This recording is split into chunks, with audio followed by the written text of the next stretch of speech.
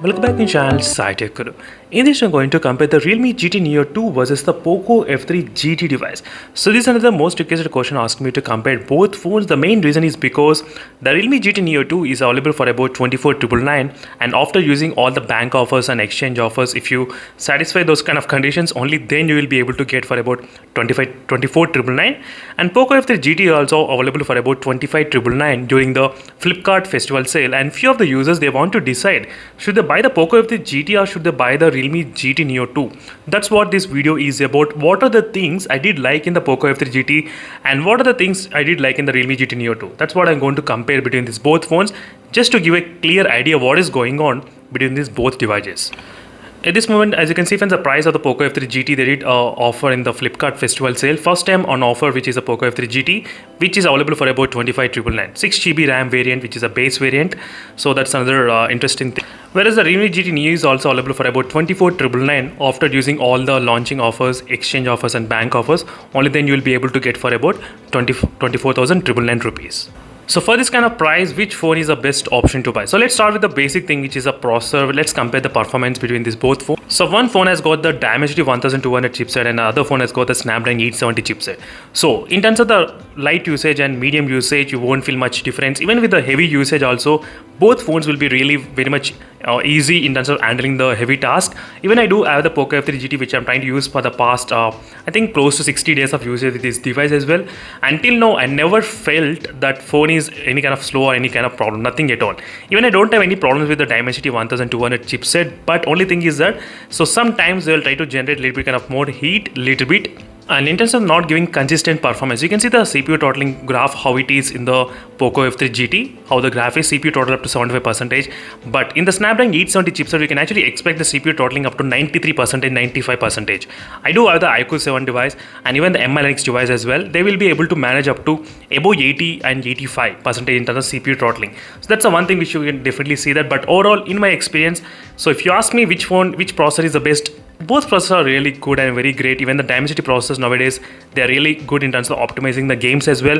Recently, we got optimized with the Call of Duty gameplay. Now you can actually play with the very good settings in the Dimensity 1200. Even the 90 FPS got enabled in the Dimensity 1200 in the Realme X1 Max. So overall, it's kind of users preference what type of processor you want. If you're a fan of Snapdragon, definitely you'll love the Snapdragon.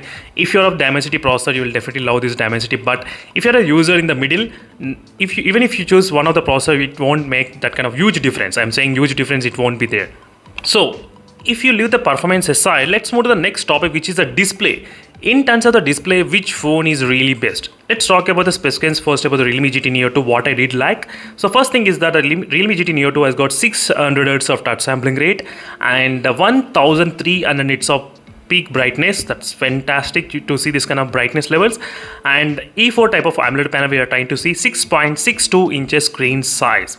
And HDR10 Plus certified, everything is pretty good and everything is perfect in this phone, not much complaints.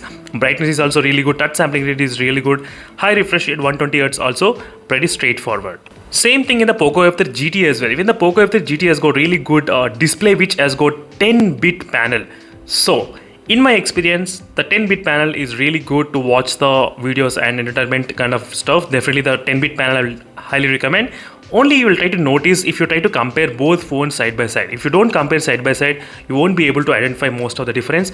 And one more thing, I did like the really slim bezels, which are really slim and very uniform in terms of the bezels, which they look really good, and slim bezel profile I did like in the Poco F3 GT. And Gorilla Glass 5 protection, which is present front and back in this device. 480 Hz of touch sampling rate. By default, we get 480 Hz. So I'm not sure by default how much we get in the Realme GT Neo 2, but in this phone by default we get that. That's also another good thing to know. So overall, in my experience, if you compare Super AMOLED versus 10-bit panel, little bit difference you will be able to. It's not a huge difference, but just a little bit. And HDR10 Plus is certified also, I think, in Netflix.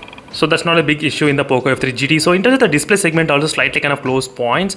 But I think the brightness level is slightly low in the Poco F3 GT, around close to 500 nits of brightness. I think that's the one small disadvantage at this moment in the Poco F3 GT. I did notice in this device, but outdoor visibility was quite good. No issues with outdoor visibility. So in the display segment, slight advantage for the Realme GT Neo 2 for having higher touch sampling rate and for having higher brightness levels in the Realme GT Neo 2. Now let's move to the next part, which is battery segment. So in terms of the charging speed and for battery capacity, 5000 mAh of battery capacity. Even the Poco F3 GT has also got 5000 mAh of battery capacity.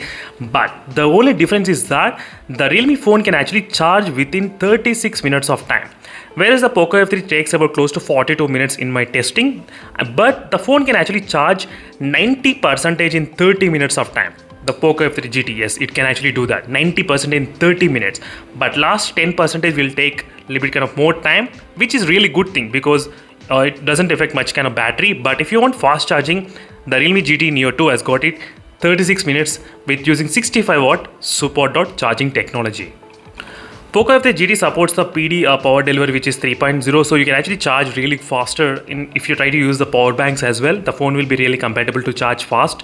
That's also another advantage which is present in the Poco F3 GT, 67 watt fast charging which is present in this device. So another difference is regarding the connectivity wise, the Realme GT Neo 2 has got really good points, which has got 8 5G bands and only 2 5G bands in this device. 2 5G bands and 8 5G bands. So that's kind of really advantage. Wi-Fi 6 is compatible in the Poco F3 GT. No issues. 4G plus carrier aggregation also supported. So that's another thing to note down. So in case if you're planning to buy this device, and both phones in terms of the camera also, there's not a huge difference. So it's not a, unless I use the phone, I cannot say much about the camera, so it's not fair to judge the phone on the specifications at least. But if you want to know the specifications, 64 megapixel, 8 megapixel and 2 megapixel, same lenses they did use and same type of megapixel count.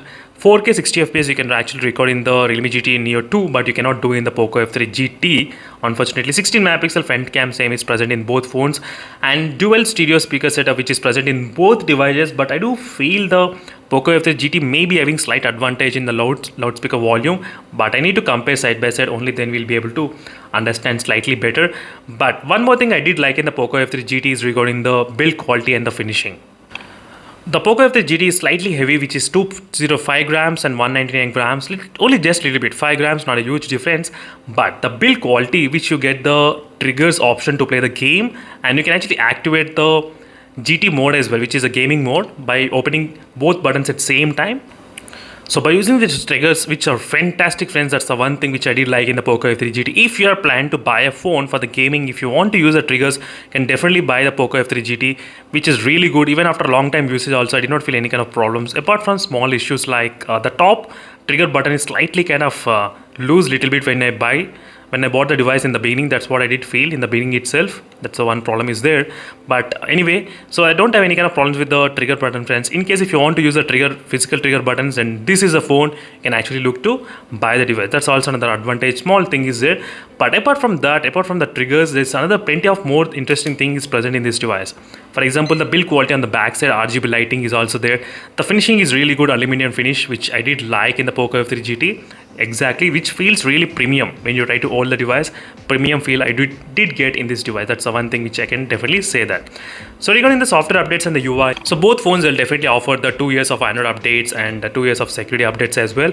And in case if you don't get also, the Poco F3 GT has got advantage of installing the custom ROMs, and bootloader unlocking is pretty much easy in the Xiaomi phones and Xiaomi phones, MI phones, Poco phones. It should not be that much kind of difficult in these devices. It's a future-proof option. It's really good. But if you want the connectivity, then go for the Realme GT Neo 2. That's one thing which I can definitely say. In terms of the 5G connectivity, 5G is the one plus point, biggest one for the Realme GT Neo 2, and Snapdragon 870 with really good cooling system, which is new type of cooling system, diamond coated layer cooling system which is present in this device. That's another thing. Snapdragon processor and 8 5G bands. These two things are really highlight point for the Realme GT Neo 2, and less price with 8GB RAM variant if you can get that kind of offer. So these are the few things you should definitely remember before you actually buy the both phones, and which you should know as well. That's it, friends. Thank you for watching this video, and see you in the next video. Unless stay tuned for more updates. Meanwhile, signing off. Bye.